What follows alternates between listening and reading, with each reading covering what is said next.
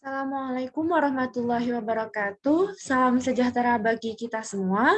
Yang saya hormati Ibu Dr. Siti Alimah MPD selaku dosen pengampu mata kuliah pembelajaran jelajah alam sekitar dan teman-teman yang saya banggakan. Perkenalkan, nama saya Nadia Syadza Isdihar dengan NIM 4401419048 dari Rombel Pendidikan Biologi B.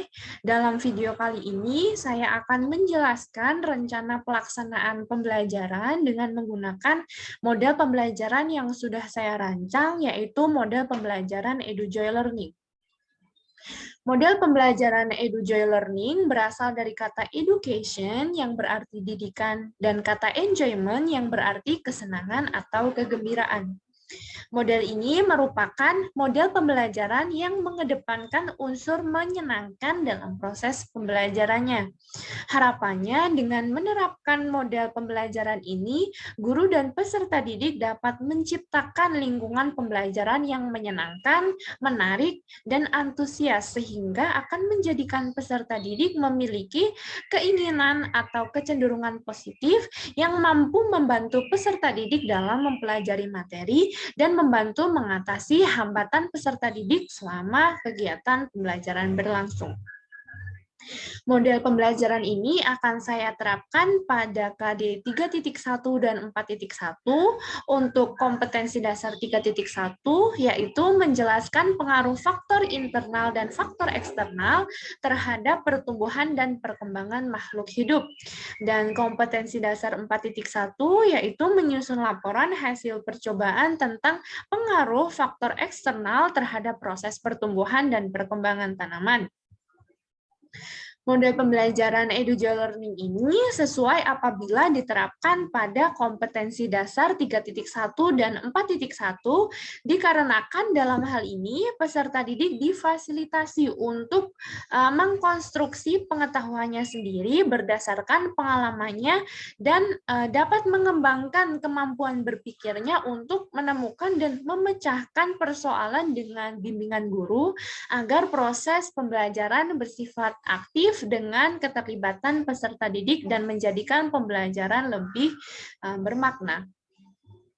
Dalam perkembangannya, model pembelajaran EduJoy Learning ini selaras dengan strategi pembelajaran Joyful Learning. Joyful Learning merupakan sebuah pendekatan proses pembelajaran atau pengalaman belajar yang membuat pembelajar merasa nyaman atau feel pleasure yang merupakan bagian dari proses atau strategi pembelajarannya. Berikut saya tampilkan rencana pelaksanaan pembelajaran pada model pembelajaran EduJoy Learning. Dalam RPP ini terdapat berbagai topik atau indikator. Untuk yang pertama ada identitas sekolah, satuan pendidikan SMA, mata pelajarannya biologi. RPP ini saya tujukan kepada kelas 12 MIPA semester 1. Materi pokok pertumbuhan dan perkembangan dan alokasi waktu 90 menit. Tujuan pembelajarannya yaitu peserta didik mampu menjelaskan perbedaan pertumbuhan dan perkembangan, menjelaskan macam-macam perkecambahan biji, menjelaskan tahap pertumbuhan primer dan sekunder, menentukan faktor-faktor yang dapat mempengaruhi proses pertumbuhan dan perkembangan, serta mengidentifikasi faktor internal dan faktor eksternal terhadap proses pertumbuhan dan perkembangan tanaman melalui kegiatan praktikum yang dilakukan secara aktif, jujur, dan berperilaku ilmiah. Untuk media, alat, dan sumber pembelajarannya adalah sebagai berikut. Untuk media pembelajarannya, saya menggunakan lembar kerja peserta didik atau LKPD yang akan nantinya saya tampilkan setelah ini. Kemudian alat pembelajarannya, yaitu ada komputer atau laptop dan alat tulis. Untuk sumber belajar, saya menggunakan buku biologi SMA kelas 12, kurikulum 2013, dan sumber lainnya seperti e-book, internet, dan buku literatur yang lain yang relevan dengan materi pembelajaran yang dipelajari. Untuk materi pembelajaran, saya bagi menjadi 3. Yang pertama ada materi reguler, yang kedua ada materi pengayaan, dan yang ketiga materi remedial.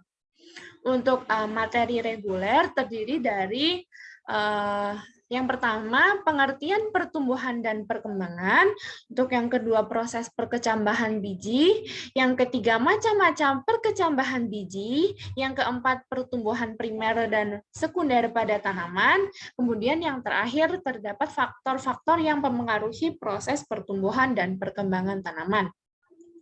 Untuk materi yang kedua yaitu materi pengayaan. Materi pengayaan ini diberikan kepada peserta didik yang sudah mencapai KKM.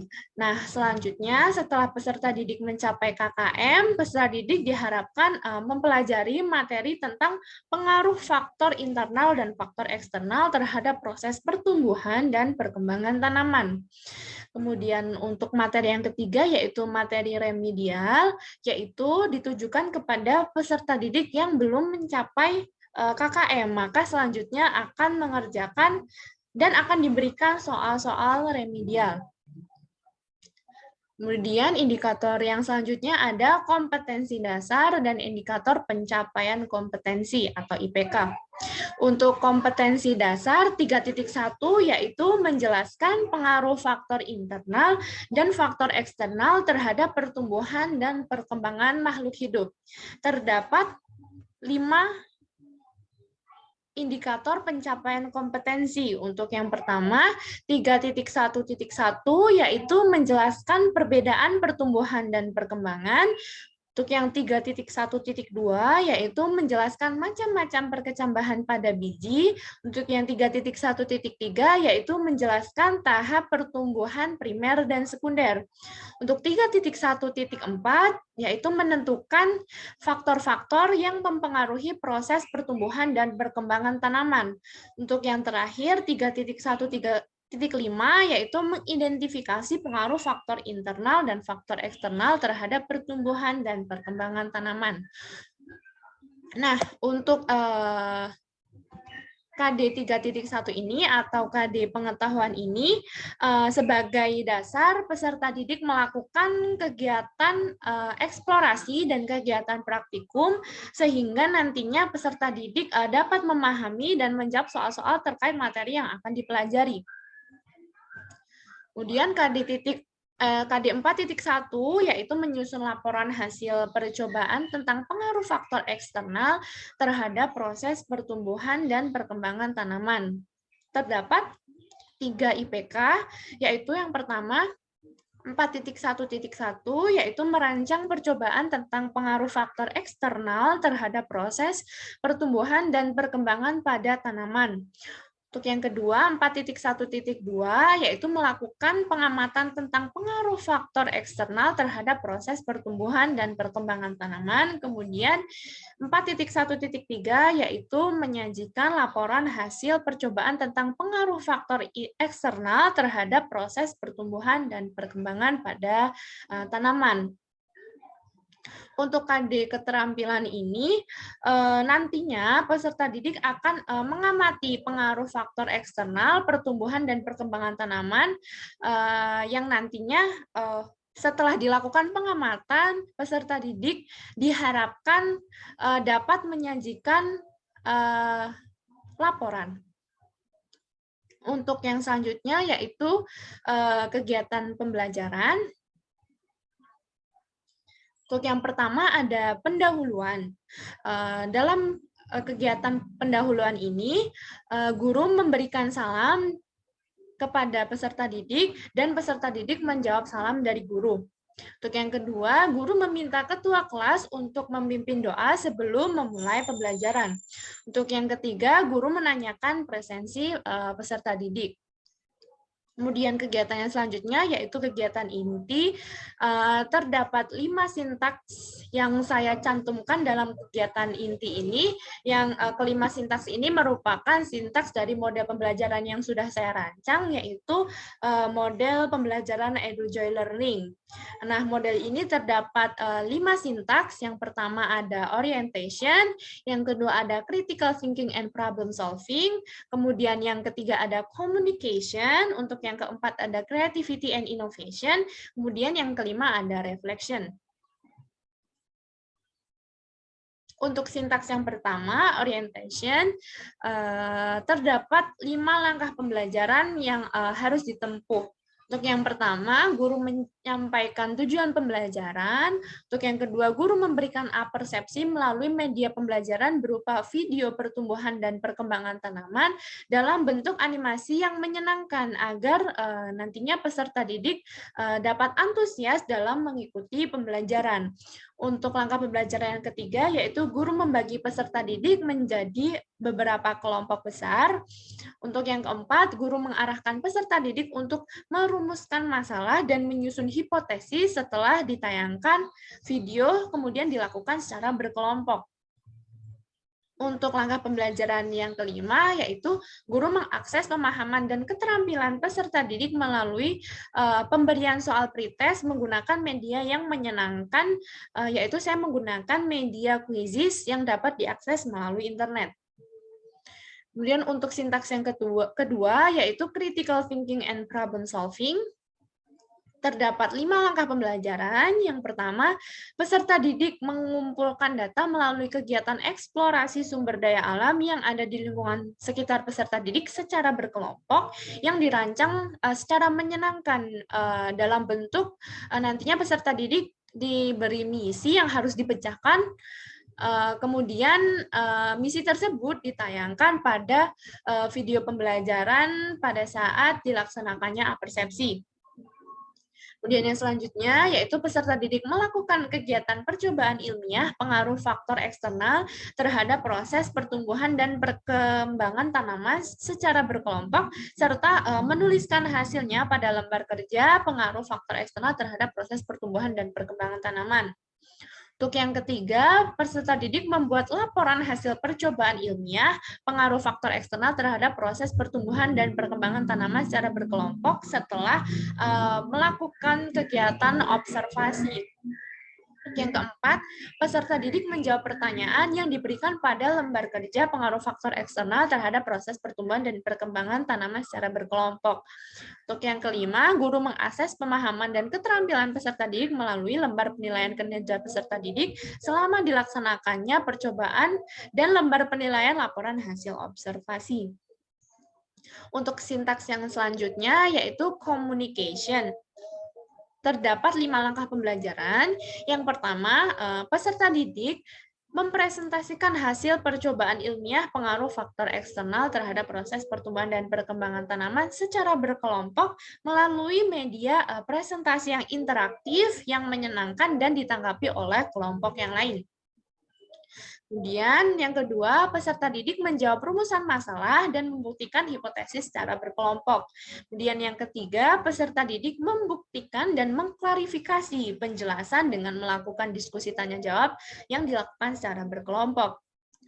Kemudian, guru memberikan penguatan materi berdasarkan hasil diskusi, dan yang selanjutnya, guru mengakses pemahaman dan keterampilan peserta didik melalui lembar penilaian kinerja peserta didik saat dilaksanakannya presentasi. Untuk sintaks yang keempat yaitu creativity and innovation. Jadi di sini peserta didik melakukan kegiatan percobaan ilmiah tambahan tentang pengaruh faktor eksternal terhadap proses pertumbuhan dan perkembangan tanaman secara berkelompok dengan menggunakan bahan yang berbeda untuk memperluas pengetahuan dan meningkatkan keterampilan yang dimiliki oleh peserta didik. Kemudian guru dapat mengakses pemahaman dan keterampilan peserta didik melalui lembar penilaian kinerja peserta didik selama dilaksanakannya percobaan tambahan dan lembar penilaian laporan hasil observasi. Kemudian untuk sintaks yang terakhir yaitu sintaks reflection. terdapat 3 langkah pembelajaran. Yang pertama, peserta didik merumuskan simpulan berdasarkan hasil diskusi didukung oleh teori-teori dari literatur dan dilakukan secara berkelompok.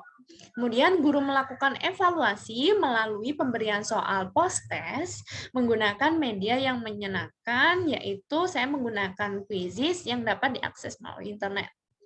Kemudian yang terakhir, guru melakukan evaluasi mengenai keseluruhan proses pembelajaran.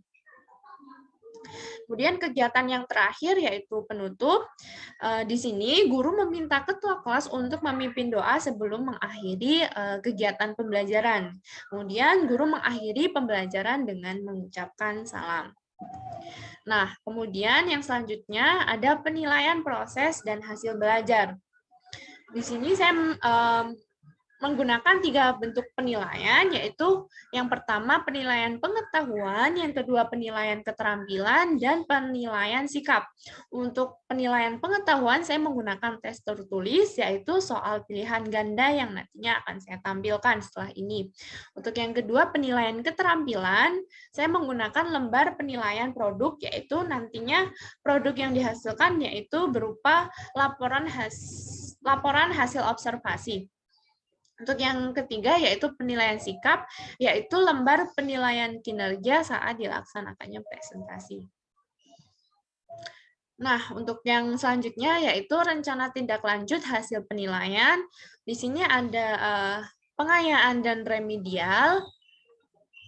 Untuk yang pertama ada soal pengayaan. Nah, soal ini diberikan kepada peserta didik yang telah mencapai KKM sehingga harapannya dapat memperluas pengetahuannya melalui soal-soal yang saya lampirkan tersebut. Terdapat 5 soal yang harus dijawab peserta didik yang sudah mencapai KKM. Untuk yang kedua yaitu soal remedial.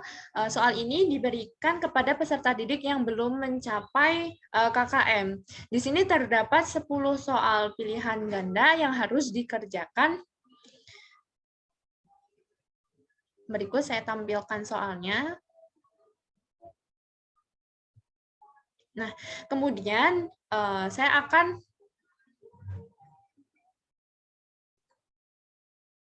melampirkan lembar kerja peserta didik yang sudah saya buat. Adalah sebagai berikut. Dalam LKPD ini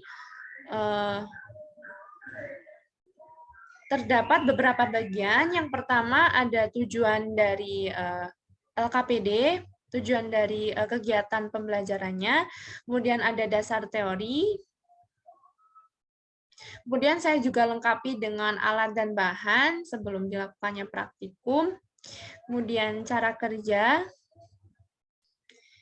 Saya juga melampirkan hasil pengamatan. Di sini terdapat 2 tabel yang harus diisi oleh peserta didik setelah peserta didik melakukan pengamatan. Kemudian ada pembahasan, kemudian ada simpulan, dan yang terakhir saya lampirkan juga pertanyaan-pertanyaan yang harus dijawab oleh peserta didik untuk memperkuat pengetahuannya setelah dilaksanakannya praktikum.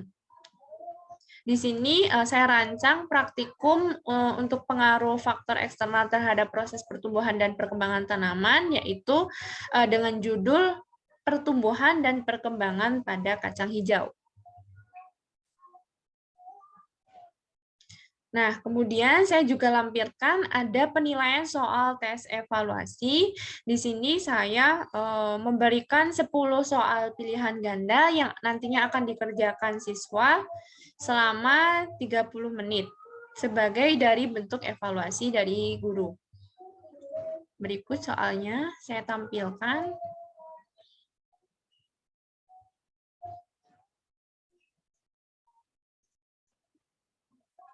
Kemudian saya juga tampilkan instrumen penilaian produk peserta didik. Jadi nanti produk yang dihasilkan yaitu laporan hasil observasi. Di sini ada beberapa aspek penilaian, yaitu terdapat pendahuluan, ada kajian teori, metode kerja, hasil pengamatan, pembahasan, kesimpulan, dan daftar pustaka.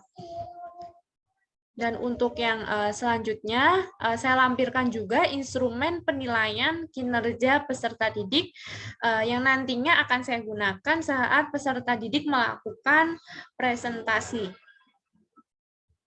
Di sini juga terdapat beberapa aspek. Yang pertama ada aspek kejelasan dalam presentasi, yang kedua ada pengetahuan saat presentasi, ada penampilan saat presentasi, kemudian yang terakhir ada media yang digunakan dalam presentasi.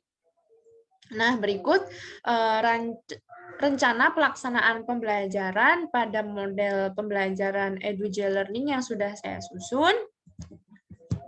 Jadi cukup sekian pemaparan RPP dari saya. Salam sehat bagi kita semua. Terima kasih. Wassalamualaikum warahmatullahi wabarakatuh.